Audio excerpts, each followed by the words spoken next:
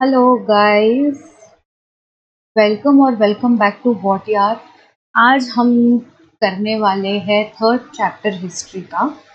Right, I should probably stop saying right again and again. तो आज हम करने वाले हैं third chapter of history. Okay, जिन्होंने अभी मेरी वीडियो देखी है, अगर आपको पसंद आई हो तो आप प्लीज़ लाइक शेयर और सब्सक्राइब करें। अगर आपको नहीं भी पसंद आई है तो I would like constructive criticism so that I can improve myself. And अभी तक हमने जो पढ़ा था वो था historiography of West and Indian tradition. ठीक है, तो इंडियन ट्रेडिशन और वेस्ट के बारे में पढ़ने के बाद हमने ये सारी चीज़ें पढ़ तो ली। अब हम देखेंगे कि ये सब पढ़ते क्यों है, इसको हम अप्लाई कहाँ पर करते हैं। तो आज हम वो चीज़ सारी देखेंगे। तो हमारे थर्ड चैप्टर का नाम है अप्लाइड हिस्ट्री। ठीक है, इस चैप्टर में हम पढ़ेंगे what is applied history and research in various fields, applied history and our present. देखो, हिस्ट्री और प्रेजेंट को लिंक करा हुआ है। Management of cultural and natural heritage.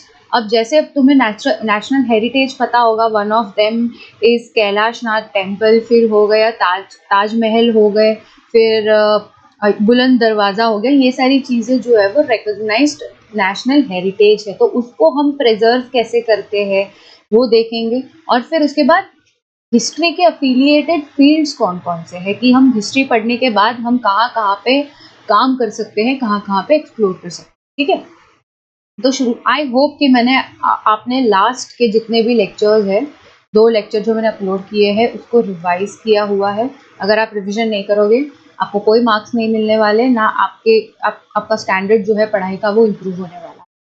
Normal student और जो टॉप स्कोरर्स होते हैं वो उन लोगों में क्या डिफरेंट होता है, that they make their own short notes, last minute revision notes, जो वो अपने एग्जाम के पहले पढ़ सके, सो दैट उनके दिमाग से जो जो चीज़ें निकल जाती है या जो जो चीज़ें उन्हें इम्पोर्टेंट लगती है वो एंड मोमेंट पे रिवाइज कर सके। यही डिफ्रेंशिएट करता है एक नॉर्मल स्टूडेंट और एक टॉप स्कोरर। आप ये नहीं करोगे आपको शॉर्ट मार्क्स नहीं आएंगे, और अगर आप ये करोगे तो आपको शॉर्ट मार्क्स आने ही वाले हैं। ठीक है, applied history is also known as public history. ठीक है, तो पहला पॉइंट आप क्या लिखोगे? फर्स्ट पॉइंट क्या है हमारे लिए? दैट अप्लाइड हिस्ट्री जो है it is as good as public history. ये क्या है देखते हैं। Applied history is a field of study concerned with the application of history for the benefit of people in contemporary and future time। मतलब जो history है उससे हमें पता चलता है या उससे हम अंदाज़ा लगाते हैं कि हमारा प्रेजेंट और फ्यूचर कैसा होने वाला है। ये हिस्ट्री सिर्फ कल्चर की नहीं होती, सिर्फ लोगों की नहीं होती, जियोग्राफी की भी होती है। ठीक है, वो कैसे मैं आपको समझाती हूँ। हमें पता है कि हर 7 साल के बाद हमारे इंडिया में ला नीना या फिर अल नीनो का सीजन आता है। अब ये हमें कैसे पता चला? क्योंकि कुछ तो हिस्ट्री में, कुछ तो पास्ट में ऐसे ट्रेंड्स हुए होंगे जिससे हमें पता चलता है कि हर 7 साल में मोस्ट ऑफ द टाइम हमको क्या देखने मिलता है, या तो ला नीना देखने मिलता है या तो फिर अल नीनो देखने मिलता है। तो इससे क्या पता चला कि history is not only related to history जो हमने स्टीरियोटाइप कर दिया है, but history can be seen in everything and anything. History हम देख सकते हैं कपड़ों में, हिस्ट्री हम देख सकते हैं मोबाइल फोन में, हिस्ट्री हम देख सकते हैं पेन में, हिस्ट्री हम देख सकते हैं लैपटॉप में, हिस्ट्री हम देख सकते हैं इंटरनेट में, from 2G 3G 4G 5G, और अब रिसेंटली हम किसके तरफ जा रहे हैं, हमारे प्राइम मिनिस्टर ने किसकी उद्घाटन करा है? 6G का उद्घाटन करा हुआ है। तो हिस्ट्री हमको सब में देखने मिलता है। It is only and only dependent on the researcher के उनको किस टॉपिक के बारे में हिस्ट्री पढ़ना है। ठीक है, तो आप हिस्ट्री को सिर्फ पास्ट इवेंट इन जनरल आप पास्ट से कंपेयर नहीं कर सकते। ओके, अब नेक्स्ट देखते हैं हमारा क्या है। Knowledge of history is useful as it can provide guidance in finding solutions to contemporary social issues and incorporate them in social planning. Knowledge of history is essential for this purpose. I hope ये बहुत clear है कि past के issues को देख के हम present के इश्यूज को सॉल्व कर सकते हैं। The projects and programs related to applied history can be can create opportunities for people to participate along with technical experts. Their participation in the capacity of tourists visiting museums, ancient sites is also important. Tourism creates interest in history among people. They can volunteer to participate in conservation and preservation of projects of their own city. Let us suppose कि आप एक जगह पे रहते हैं, कोई तो आप विलेज में रह रहे हैं और आपको पता है कि वो उसकी नेशनल इम्पोर्टेंस है। अब जिनको हिस्ट्री में इंटरेस्ट है ना, वो यहाँ पे जाएंगे ही जाएंगे और बारीकी से आप बहुत कुछ नोटिस करने की कोशिश करोगे। For example, history is my personal favourite. बचपन में मुझे कभी हिस्ट्री पसंद नहीं आती थी, बट देन जैसे मैंने कॉम्पिटिटिव एग्जाम्स, गवर्नमेंट एग्जाम्स के लिए पढ़ना शुरू करा और जब मैंने इन डेप्थ हिस्ट्री की पढ़ाई करी, तब मुझे पता चला कि हिस्ट्री एक्चुअल में कितनी इंटरेस्टिंग है। तो क्या हुआ था ना कि last year me and my family we visited Hyderabad. ठीक है, अब हैदराबाद तो गए हम। अब हैदराबाद में दो चीज सबसे ज्यादा फेमस है। ठीक है, पहला है चार मीनार और दूसरा है गोलकोंडा फोर्ट और तीसरा है वहां का म्यूजियम है। ठीक है, ये तीन चीज है बहुत बहुत ज्यादा इम्पोर्टेंट। अब जब मैं गोलकोंडा फोर्ट गई ना, तो जितनी भी आपने हिस्ट्री पढ़ी होती है, आर्किटेक्चर पढ़ा होता है इंडिया को, वो आप सब यहाँ पे अप्लाई करने की कोशिश कर जाते हो और मेरे साथ वही हुआ लिटरली। तो जब भी कोई हिस्ट्री से बहुत ज्यादा इंस्पायर्ड होता है ना, तो वो हर चीज में हिस्ट्री ढूंढने की कोशिश करता है। तो दिस इज व्हाट दे मेंट कि अगर हम कुछ लोगों को सिलेक्ट करें और हिस्ट्री की प्रॉपर जानकारी दें, तो वो टूरिज्म में हेल्प कर सकते हैं। वो उस हिस्टोरिकल साइट को प्रिजर्व और कंजर्वेशन करने में हेल्प कर सकते हैं। ठीक है, अब देखते हैं क्या applied history and research in various fields.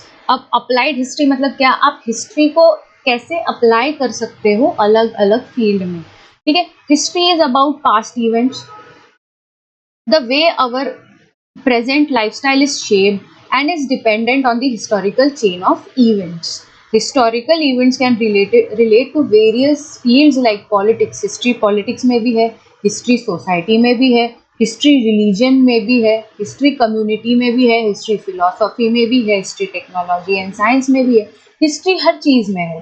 ठीक है, history is omnipotent, वो हर जगह पे present है।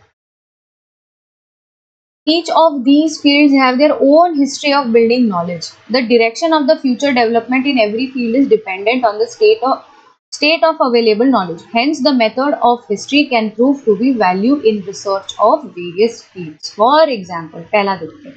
पहला क्या है? फिलॉसफी। फिलॉसफी का मतलब क्या है कि अब मेरी अपनी फिलॉसफी होगी, मेरी अपनी कोई तो विचारधारा होगी, मेरे अपने कोई तो रूल्स होंगे, मेरे कुछ तो नियम होंगे जिसको मैं एवरीडे आदर्शों की तरह मानती हूँ, वो मेरी फिलॉसफी होगी।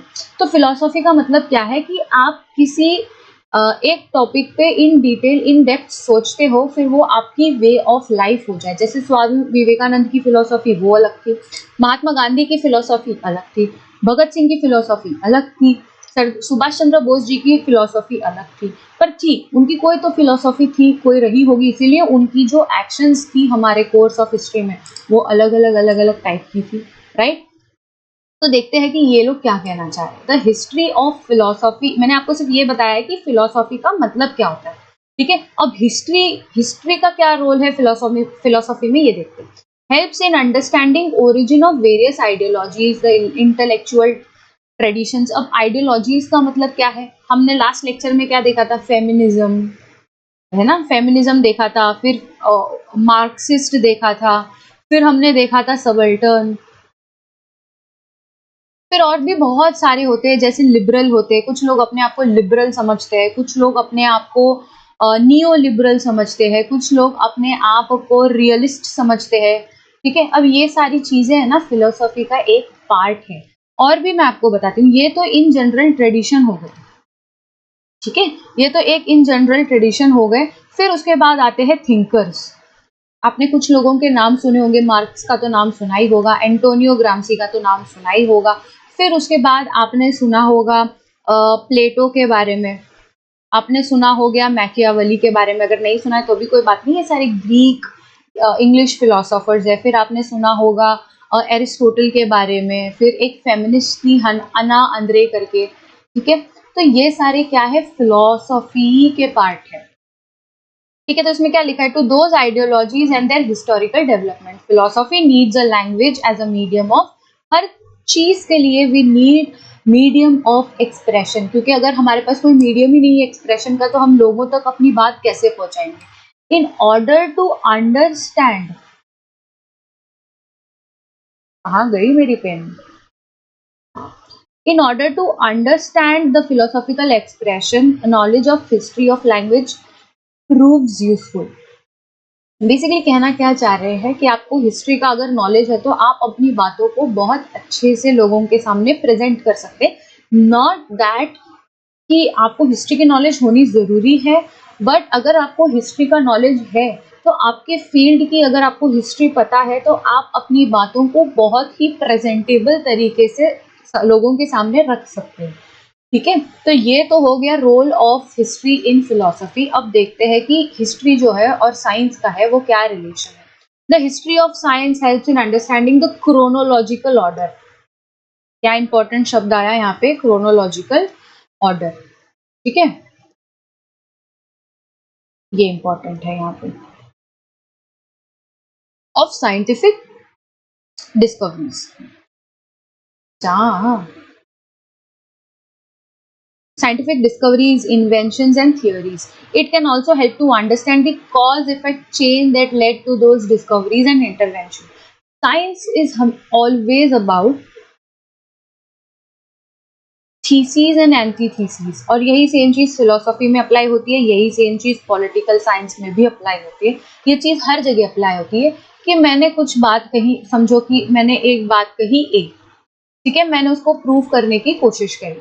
अब एक बी फिलोसोफर आएगा या बी साइंटिस्ट आएगा, वो क्या बोलेगा कि ए ने जो बात करी है वो गलत है, आओ मैं तुमको नई थियरी देता हूँ। तो ये हो गया थीसिस, इसने दी एंटी थीसिस जो हो गई नई थीसिस। फिर कोई तो सी आएगा, वो बोलेगा कि ये जो बी ने बात करी है वो गलत बात करी है, आओ मैं आपको नई बात बताता हूँ। तो इसने क्या करा, इसको एंटी थीसिस दिया और उसी के दौरान ये क्या हो गई, नई थीसिस। ऐसे ही हमारे scientific discoveries, political discoveries, philosophical discoveries होते हैं, ठीक है। It is said that need is the mother of invention. Scientific discoveries, inventions are often the effect of human efforts to fulfill the need and also the curiosity. These efforts are based on already available scientific knowledge. Knowledge of history of science helps in understanding the factors that facilitated a scientific discovery, invention and also chronology. मतलब जैसे आपने देखा होगा कि हमने बहुत सारे models पढ़े थे। एक तो रुदरफोर्ड मॉडल था, थॉमसन, कुछ तो जे थॉमसन का मॉडल था, एटॉमिक मॉडल। जब इन्होंने पहले डिस्कवरी करी, जिन्होंने भी करी होगी क्रोनोलॉजी में, उनका कुछ तो गलत हुआ। फिर नेक्स्ट साइंटिस्ट आए, उन्होंने बोला नहीं नहीं भाई, इसने जो बोला था वो गलत है, ये नया मॉडल है। ऐसे कर करके हम इवॉल्व हुए, और क्योंकि हमें पहले का हमारे पास डेटा था, तब जाके हमें पता चला कि ये गलती हमें नहीं करनी, हमको इससे बेटर वर्जन क्रिएट करना है, राइट। फिर उसके बाद क्या है, technology. The history of technology helps in understanding the changes and their causes in the field of agricultural production, commodity production, architecture, engineering, etc. एक चीज मैं आपको बताती हूँ कि साइंस और टेक में डिफरेंस क्या है। साइंस जो होते हैं वो प्योर साइंस होते हैं। प्योर साइंस का मतलब होता है फिजिक्स कह लो, केमिस्ट्री कह लो, बायो कह लो, मैथ कह लो। पर टेक्नोलॉजी का मतलब क्या है, आप ये साइंसेस को जब मिक्स एंड मैच करते हो, फॉर एग्जाम्पल अगर आप फिजिक्स और बायो को मैच करते हो तो कुछ नया इन्वेंशन होगा, कोई नई टेक्नोलॉजी बनेगी। अगर आप केमिस्ट्री और कंप्यूटर को मिक्स मैच करोगे तो हो सकता है नई टेक्नोलॉजी बन जाए। तो साइंसेस जो होते हैं वो प्योर साइंसेस होते हैं, और टेक्नोलॉजी जो है वो मिक्स मैच है अलग अलग चीजों का, ठीक है। तो ये डिफरेंस है टेक्नोलॉजी और साइंस में। Scientific discoveries, inventions and technological advancements are mutually dependent on each other. ठीक है, knowledge of science and technology was very important at every step, from making of stone tools to agricultural production in evaluation of mankind. Later the advancement of science promoted mechanism of production. पहले हम agriculture करते थे सिर्फ sustenance के लिए, मतलब मेरी खेत है, मैंने अपनी फैमिली के लिए बनाया, हम खाए, हम खुश हो गए। फिर एग्रीकल्चरल जो सिस्टम था वो शिफ्ट हुआ मास प्रोडक्शन की तरफ, कि जैसे हम अपने लिए तो बनाएंगे, ज़्यादा बनाएंगे सो दैट हम किसी और ज़रूरतमंद को दे पाए और उनसे अपनी ज़रूरत की चीज़ ले ले। वैसे शुरू हुआ बार्टर सिस्टम। फिर उसके बाद आज का टाइम है जहाँ पे एग्रीकल्चर क्या हो गया है, ऑटोमेटेड हो गया है। इसका मतलब क्या है, आपको पैकेज्ड फूड मिलते हैं, आपको अभी जैसे यहाँ के फार्मर्स है वो टाई अप करते हैं डिफरेंट कंपनीज, जो चिप्स की कंपनीज होती है उनके साथ, और फिर उसके बाद वो जो आलू होते हैं वो उनको बेचे जाते हैं और फिर इस तरीके से मास प्रोडक्शन होता है। तो आप देख रहे हो इवोल्यूशन ऑफ एग्रीकल्चर। पहले हम सिंपल एग्रीकल्चर करते थे, आज हम ऑटोमेटेड एग्रीकल्चर कर रहे हैं, मतलब टेक को यूज करके हम एग्रीकल्चर कर रहे हैं। It is necessary to know the history in order to understand the development of mechanization and the mutual dependence between the science and the technology। चलो एक लड़का और एक लड़की स्पेसिफिक ये देती हूँ, मैं आपको एग्जाम्पल देती हूँ। फॉर एग्जाम्पल बॉयज, आपको पता है ना कि बाइक कैसी इवॉल्व हुई, पहले किस टाइप की बाइक आती थी, अब किस टाइप की बाइक आती है, पहले किस टाइप की कार आती थी, अब किस टाइप की कार आती है, उसमें क्या नए नए फीचर्स है, you know everything about it. और लड़कियां, मैं बहुत सिली एग्जांपल देने वाली हूँ, मैं अज्यूम नहीं कर रही कि सब मेकअप करते हैं, बट हम सबको पता है कि पहले के जो कॉस्मेटिक्स आते थे और अभी के जो कॉस्मेटिक्स है उसमें जमीन आसमान का फर्क है। क्यों? बिकॉज अब नया, पहले सिंपल कॉस्मेटिक होता था, अब कॉस्मेटिक प्लस स्किन केयर कर दिया है। कैसे? जैसे बहुत सारे बीबी क्रीम आ गए हैं, सीसी क्रीम आ गए हैं, ऐसे सनस्क्रीन आ गए हैं जो आपको फाउंडेशन का काम भी करता है, सो दैट आपको अलग से फाउंडेशन और फिर सनस्क्रीन लगाने की जरूरत ना पड़े। तो आपका स्किन केयर भी हो रहा है और आपका मेकअप भी हो रहा है। तो आपको भी पता है कि हिस्ट्री की इम्पोर्टेंस क्या है, और बॉयज आपको भी पता है कि हिस्ट्री की इम्पोर्टेंस क्या है। ठीक है, अब देखते हैं इंडस्ट्री एंड कॉमर्स। ये जो एग्जाम्पल था ना कॉस्मेटिक्स का, ये कॉमर्स में ही आ गया, ये इंडस्ट्री में ही आ गया कि कैसे हिस्ट्री की वजह से हम एक टाइमलाइन और एक पैटर्न जनरेट कर सकते हैं। ठीक है, the field of mutual social transactions expands with the growth of industry and trade. It also promotes continuous development of network of cultural interactions in an it is an integral part of the industrial and commercial management. It is essential to understand the history of these processes. The nature of the market and commerce has continued to change. अब आपको एक चीज बताती हूँ मैं, ठीक है? पहले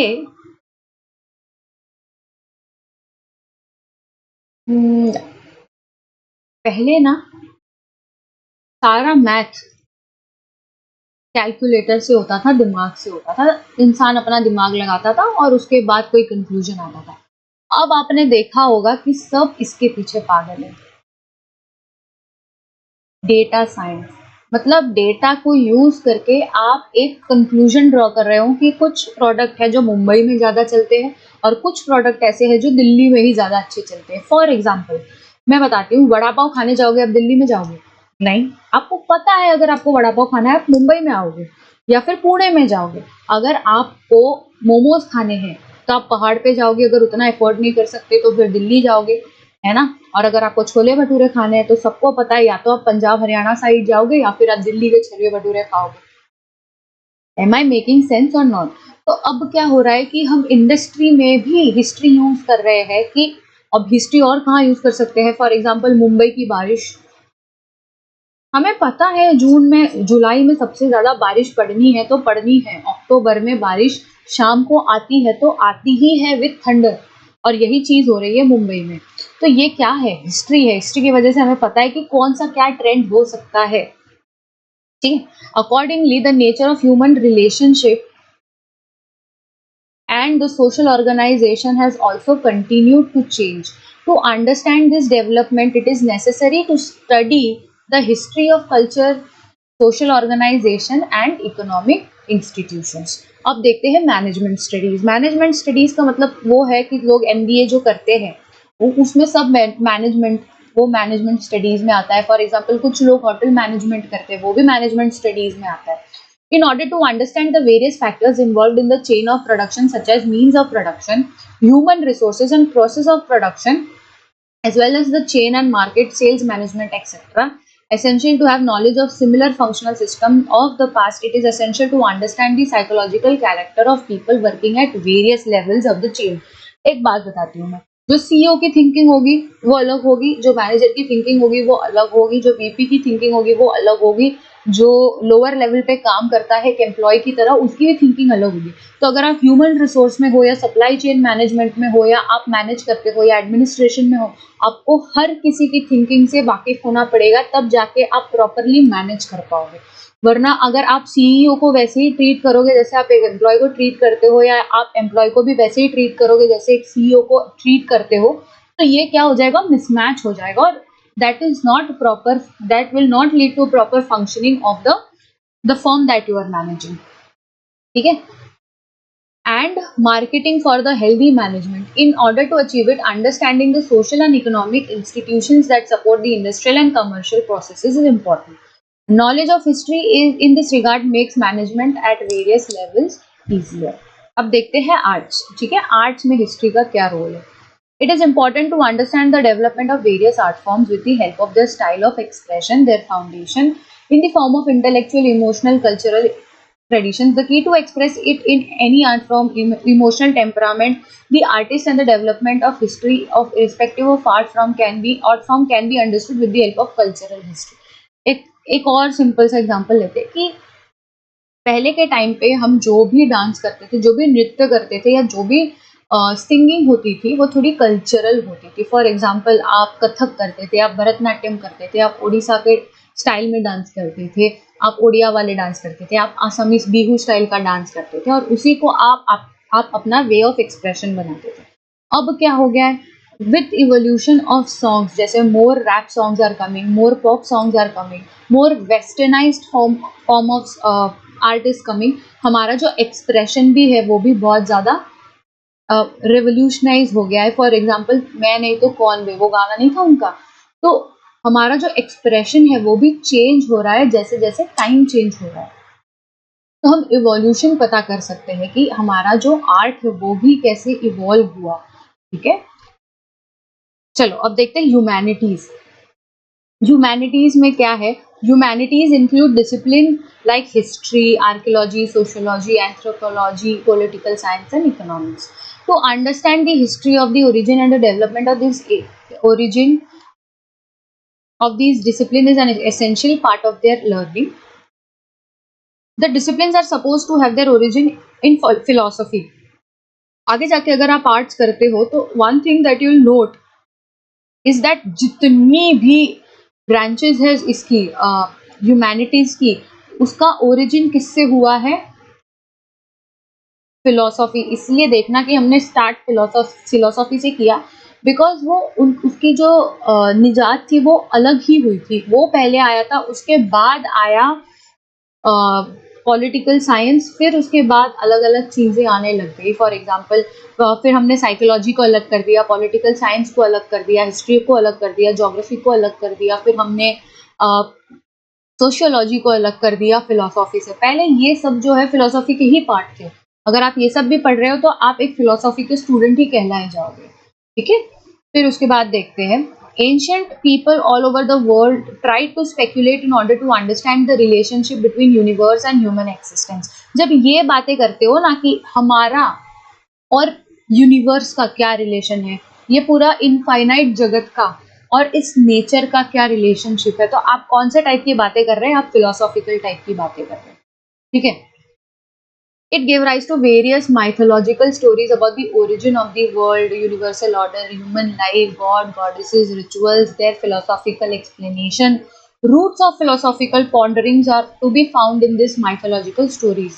अब जैसे I would beg to differ, क्योंकि जो रामायण और महाभारत हमारे लिए हमारी हिस्ट्री है, because we know that it happened. ठीक है, हिंदूज ये मानते हैं कि रामायण और महाभारत हुआ है, बट कुछ लोग ऐसे हैं, कुछ सेक्शन ऑफ द सोसाइटी ऐसे है जिनको ये लगता है कि ये सच में नहीं हुआ, ये एक माइथोलॉजी है, ये शायद हुआ हो सकता है, या ये किसी ने कहानी बनाई है। ठीक है, various disciplines under humanities have theoretical foundations based on philosophical theories. Only historical knowledge can help us in understanding these developmental stages. तो आपको आई होप आपको समझ में आ गया होगा कि अप्लाइड हिस्ट्री को हम अलग अलग डोमेन में कैसे इस्तेमाल करते हैं. Applied history and our present. कितने पेज पे आए? लेट मी चेक हमारा कितना बचा हुआ है, बिकॉज मुझे इसको शॉर्ट रखना है. Oh okay okay. Kailash temple. Oh very short. ये हो जाएगा. We are about to finish this lecture. People often ask about the practical value of history. The answer to this question about the nature of the applied history answers this question as well. The visible and invisible relics. Relics का मतलब होता है remains. Okay? Exist in present. We nurture some kind of curiosity, attraction towards them. We wish to know more about their history because they represent the creative thoughts and traditions of our ancestors. जैसे हम पढ़ते हैं ना कि stone age में कैसे चलता होगा, कैसे खाते होंगे. हम हंटर्स और गैदरर्स थे, हम जानवरों को शायद मारते थे, या क्या पता हम एग्रीकल्चर प्रैक्टिसेस करते थे, या क्या पता क्या होता था उस टाइम पे. भगवान को मानते थे, नहीं मानते थे, मानते थे तो कौन से भगवान थे, उसका कोई एविडेंस है कि नहीं. तो हम ढूंढने की कोशिश करते हैं ना कि हमारा पास्ट कैसा था. It is indeed our heritage. It helps in building our identity. The history of our heritage links us to our origin. Hence it becomes necessary to preserve. सबसे पहले आया preserve, फिर conserve it for the future, for our benefit as well as for the benefit of future generation. हमें सिर्फ present का नहीं सोचना है, हमको future का भी सोचना है और हमको past को भी, मतलब आपको इसको कंजर्व करना है और इसको प्रिजर्व करना है सो दैट आप फ्यूचर जनरेशन के लिए कुछ वैल्यू छोड़ रहे हो. जैसे हमें आदत है पिछली पुरानी चीज़ों को एडमायर करना, अडोर करना, वैसे हमें आज बचाना पड़ेगा सो दैट फ्यूचर जनरेशन अगर हमें मुड़कर देखती है तो वो भी हमें, हमारी चीज़ों को, हमारी हेरिटेज को, हमारे ओरिजिन को देखे, उसको अडोर करें. So it is our duty to first preserve and then conserve our heritage. Applied history is concerned with the preservation and conservation of our heritage and make it accessible to people. Heritage management creates opportunities of employment. In brief, applied history can be described as an understanding of our present, understanding of present with the help of history. ये मैं अपने offline classes में भी बहुत बार बोल चुकी हूँ. The questions,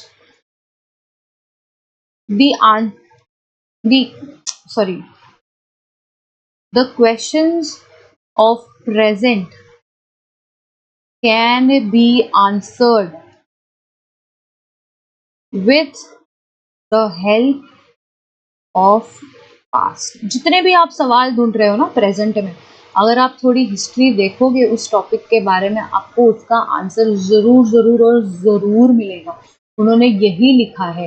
in brief, applied history can be described as understanding of our present with the help of history and finding right direction for the benefit of our future. Present के सवाल को past में जाके answer करोगे तो हमारा future better होगा, नहीं तो ढूंढते रह जाओगे आंसर बट नहीं मिलेगा. अब देखते हैं हम मैनेजमेंट कैसे करेंगे हमारे कल्चरल और नेचुरल हेरिटेज को. इसके लिए I will use some different pen. Okay. Cultural heritage. It is in the form of human creation. It is of two types. एक tangible होता है, एक intangible होता है. Intangible का मतलब है हम उसको छू नहीं सकते, हम उसको फील नहीं कर सकते. Tangible का मतलब ये होता है कि जिसको आप टच कर सकते हो. फॉर एग्जाम्पल ये पेन हो गया, मेरा फोन हो गया, ये पेन हो गया. जिसको आप फील कर सकते हो, टच कर सकते हो, वो tangible है. जिसको आप टच नहीं कर सकते वो intangible हो गया. ठीक है. अब tangible में क्या क्या आता है, ठीक है. Ancient sites, for example Kailash Nath temple, ठीक है, एक ही स्टोन से कार्व किया गया है. सोचो कितना बड़ा टैंजिबल कल्चरल हेरिटेज है हमारे लिए. बिल्डिंग्स हो गए, buildings for example Chhatrapati Shivaji terminus चले जाओ, आपको पता चलेगा कि बिल्डिंग्स किस टाइप की होती थी. Artefacts, manuscripts. मैन्यूस्क्रिप्ट्स का मतलब है कि जो भी हमारे पास लिखित में प्रूफ है हमारे हिस्ट्री के, वो मैन्यूस्क्रिप्ट हो गए, ओरिजिनल. फिर उसके बाद स्कल्पचर्स हो गए, पेंटिंग्स हो गए, एक्सेट्रा. इंटेंजिबल में क्या आता है, कुछ ओरल चीजें होती है कि आपको आपके बाप दादा से आपको मिलती जा रही है, आप वो गाने सुन रहे हैं, वो ओरल ट्रेडिशन हो गया, ठीक है। फिर ट्रेडिशनल नॉलेज हो गए, फॉर एग्जाम्पल ट्रेडिशनल नॉलेज में हमारा क्या आता है, आयुर्वेद, ये हमारा ट्रेडिशनल नॉलेज है। सोशल कस्टम्स, अब सोशल कस्टम का मतलब क्या है, करवा चौथ मनाते हैं तो मनाते हैं, महाराष्ट्र में वट्ट पूर्णिमा मनाते हैं तो मनाते हैं, गणेश चतुर्थी मनाते हैं तो मनाते हैं, ये हमारा क्या हो गया, सोशल कस्टम्स एंड ट्रेडिशंस हो गए। And rituals of celebrating festivals, styles of performing art, certain traditional skills, communities groups who represent such tradition customs and skills। दूसरा क्या है, नेचुरल हेरिटेज। अब नेचुरल नाम है मतलब इसमें क्या आएगा, फौना, फ्लोरा, इकोलॉजी, हमारे जियोमॉर्फिक कैरेक्टरिस्टिक्स है, ये सारी चीजें नेचुरल हेरिटेज में आता है, ठीक है। It is essential for the benefit of future generation to preserve our heritage. UNESCO the global organisation has announced some directives with the objective of promoting the cultural and natural heritage, ठीक है। फिर वो world heritage site भी उसको declare कर सकते हैं if it reaches up to the mark. The list of UNESCO's world natural heritage now includes western Ghat. आप जाओगे तो आपको दिखेगा कि बॉस कितना ब्यूटीफुल चीज है। Kaas plateau in the district of Satara, ये तो आपको पता ही होगा, is also part of western. अब देखो, हम ये देख के थोड़ा ये इंटरेस्टिंग सा लग रहा है। कोटियत्तम संस्कृत थिएटर है कहाँ पे, केरला में, इसको डिक्लेयर कर दिया और ओरल एंड इंटेंजिबल हेरिटेज। वैदिक चैंटिंग, जो हम वैदिक चैंटिंग करते हैं, आपने यूट्यूब पे वीडियोस भी देखे होंगे, ठीक है। फिर रामलीला, जो हम रामलीला करते हैं रामायण बताने के लिए, वो। फिर Ravan religious festival and ritual theatre in Garhwal Himalayas. फिर ऐसे बहुत सारे, छू डांस है, फिर उसके बाद बहुत सारी चीजें हैं जो हमारे, देखो योगा भी है। अब देखते हैं हमारे कल्चरल हेरिटेज साइट्स क्या क्या है। आगरा फोर्ट, आई आप मुझे बताओ आप इसमें से कितने सारे जगहों पर गए हो, मैं भी बताऊंगी कि मैं इसमें से कितने सारी जगहों पर गई हूँ। I have been to Agra fort, Ajanta, Verul, Taj Mahal, ये group of monuments in Mahabalipuram, I have not been there. Konark मैं नहीं गई हूँ। Goa I have not been. Fatehpur Sikri I guess no. Hampi मैं नहीं गई हूँ। Khajuraho I have been to. Elephanta caves जो मुंबई में है, मैं वहाँ गई हूँ। फिर उसके बाद चोला टेम्पल्स, नो, साउथ में नहीं जा पाई। बृहदेश्वरा टेम्पल नहीं जा पाई। फिर पड़क्कल नहीं जा पाई, कहीं पे तो नहीं जा पाई। Humayun's tomb I have been to. Kutch में, कच्छ मीनार इन, कुतुब मीनार इन मैं गई हूँ। दार्जिलिंग नहीं, नीलगिरी नहीं, कलका शिमला नहीं। फिर महाबोधि टेम्पल नो। भीमबेटका नहीं, भीमबेटका नहीं। फिर चंपानेर आर्कियोलॉजिकल, पावागढ़, हाँ पावागढ़ में गई हूँ, यहाँ तो ऑफ कोर्स गई हूँ। रेड फोर्ट ठीक है, Jantar Mantar Jaipur I have been too. फिर रानी की वाव में गई हूँ। साइट ऑफ नालंदा नहीं नहीं नहीं नहीं, not this. Capitol Complex at Chandigarh no, and Ahmedabad I have been too. और इसमें से Western Ghats of course, Great Himalayan नहीं नहीं नहीं नहीं, Durbar no no no no no no. और मिक्स्ड में आता है, जैसे ये ना कंचनजंगा जो है, ये कल्चरल भी है प्लस ये नेचुरल भी है। तो ये एक लौता ऐसा प्लेस है जहाँ, जिसको एक ऐसी पोजीशन मिली है जो कल्चरल हेरिटेज भी है और जो नेशनल हेरिटेज भी है। This is very important, okay. चलो देखते हैं ये क्या है। कल्चरल नेशनल, ये हमारा देखो कैलाशनाथ टेम्पल है, यही बता रही थी मैं। ये जो टेम्पल है ना, इसको एक ही मतलब एक ही बार में कार्व किया है, वो भी टॉप टू बॉटम, ऐसा नहीं कि बॉटम से फिर टॉप गए। अगर जरा सा भी मिस्टेक होता तो आप इसको सुधार नहीं सकते। तो इसको ना एक ही बार में from top to bottom carve out किया है। और इसको कार्व आउट करने के टाइम पे जितने भी पत्थर थे ना, वो इन लोग ढूंढ ढूंढ के थक गए। आर्कियोलॉजिकल डिपार्टमेंट जो है वो ढूंढ ढूंढ के थक गया, पर इसके पत्थर के रिमेन्स आज तक नहीं मिले हैं। तो लोग यही बोलते हैं कि जब इतना चीज कार्व आउट करा गया है, इसको मोनोलिथ कहा जाता है, क्योंकि एक ही बार में इसको कार्व आउट किया है, इसके ऊपर कोई दूसरा पत्थर नहीं रखा है। तो ये बहुत ही मिस्टीरियस चीज है और ये बहुत ही सुंदर जगह है, तो आपको जाना चाहिए। This is in Maharashtra, okay. The main aspects of applied history. The work of conservation and preservation of cultural heritage falls under the jurisdiction of Archaeological Survey of India and India's State Department of Archaeology। मतलब क्या है, एक centre में जो होता है वो है आर्कियोलॉजिकल सर्वे ऑफ इंडिया, और इसके अंडर अब जैसे बहुत सारे स्टेट्स हैं तो स्टेट्स के अपने आर्कियोलॉजिकल डिपार्टमेंट होते हैं। फॉर एग्जांपल महाराष्ट्र, फिर पंजाब का एक अपना डिपार्टमेंट होगा, फिर उसके बाद बिहार का अलग होगा, यूपी का अलग होगा, ऐसे अलग अलग डिपार्टमेंट्स हैं आर्कियोलॉजिकल सर्वे के। ठीक है। Beside INTAC, India National Trust for Art and Cultural Heritage is actively working in this field. The work of conservation and preservation of cultural and natural heritage requires participation of experts from various fields. They need to be duly aware of cultural, social, and political histories of their heritage site. Principles of applied history are useful in creating the awareness among them. The operations necessary for conservation of preservation and development of heritage site can be handled without causing any change in original state. ऐसा नहीं है कि ताजमहल है, crack कर रहा है, लिपापोती कर दिया, अलग कलर मार दिया और फिर it is as good as new. You can't meddle with the originality of that historical site, वरना वो हिस्टोरिकल साइट नहीं रहेगा। अब कैसे हो रहा है ना, पोल्यूशन की वजह से ताजमहल का जो कलर है वो थोड़ा पिंक होने लगा था। तो बहुत सारी चीज़ें, बहुत सारे डिसीजंस लिए गए और फिर उसके बाद उसको ओरिजिनली रिस्टोर करने की कोशिश करें। तो वही बात है ना कि आप एवरी कंजर्वेशन और प्रिजर्वेशन नहीं कर सकते। The local social structure and psychology of local people challenges faced by them in present situation. For example, एक यही ताजमहल का हम एग्जाम्पल लेते हैं कि जैसे जब ताजमहल को थोड़े दिनों के लिए बंद कर दिया था बिकॉज ऑफ द पोल्यूशन का जो इफेक्ट्स है, तो वहाँ के आसपास के जो लोग हैं उनको बहुत ही इश्यूज हुए। इश्यूज क्यों हुए? क्योंकि बहुत सारे लोग हैं जो ताजमहल के आसपास अपनी शॉप्स और दुकान रखते थे जिससे उनका डेली का नीड्स पूरा होता था या अच्छा खासा कमाई कर लेते थे। But because Taj Mahal being closed for certain period of time, they faced a lot of loss. तो हमें ये इसको प्रिजर्व करते वक्त ये भी देखना पड़ेगा कि उसके आजू बाजू के लोग जो है वो उस हेरिटेज साइट से कैसे कनेक्टेड है। ठीक है। Due precautions can be taken to avoid hurting sentiments of the local people. जैसे फॉर एग्जाम्पल अगर आप ऑफकोर्स आप अगर आगरा से हो तो आपको कुतुब मीनार और ताजमहल से बहुत ही प्यार होगा, और अगर सडनली गवर्नमेंट बोल दे कि अब से ये नेशनल हेरिटेज साइट नहीं है तो ऑफकोर्स लोगों को अच्छा नहीं लगेगा। तो जब हम कंजर्वेशन और प्रिजर्वेशन करते हैं, कंजर्वेशन एंड प्रिजर्वेशन जब करते हैं तो हमें लोगों के थॉट्स का भी ख्याल करना बहुत जरूरी है। Participation of local people in project can be facilitated. Systematic plan can be designed to employ local skills in creative way and create better opportunities for livelihood. ठीक है। अब अफिलिएटेड प्रोफेशनल फील्ड्स कौन कौन से है वो देखते हैं।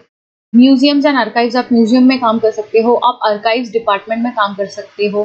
फिर उसके बाद presentation and preservation and conservation of historical site में आप काम कर सकते हो। फॉर एग्जाम्पल, अब हमारा जो पहला जब हैंड रिटर्न था कॉन्स्टिट्यूशन ऑफ इंडिया, तो उसको आप ओपनली नहीं छोड़ सकते। अगर आप ओपनली छोड़ोगे वो एयर के साथ रिएक्ट करेगा और फिर उसकी जो पेजेस है उसकी क्वालिटी बहुत खराब हो जाएगी। सो उसके लिए हम बहुत सारे केमिकल, फिजिकल इस्तेमाल करते हैं, केमिकल चीज़ों की और फिजिकल चीज़ों की, उसको प्रिजर्व करने के लिए। ठीक है।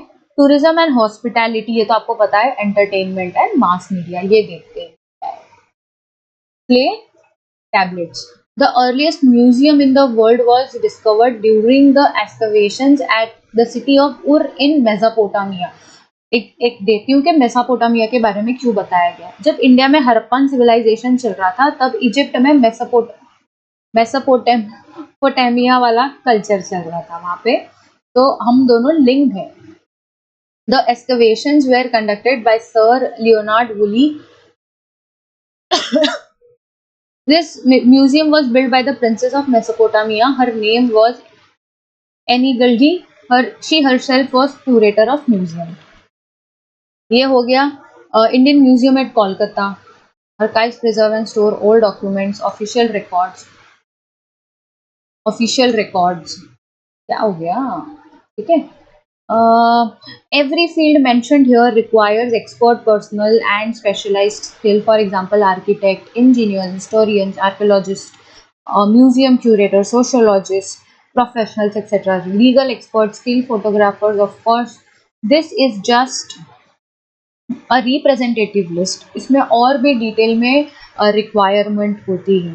So in this lesson we have learned about the role of applied history in public training programs for understanding the importance of history, for creating social awareness regarding the conservation, preservation of our cultural and natural heritage, using knowledge of history for this purpose to enhance professional skills of the people and to develop industrial, commercial field to carry out preparatory work and plan out effective implementation of heritage projects.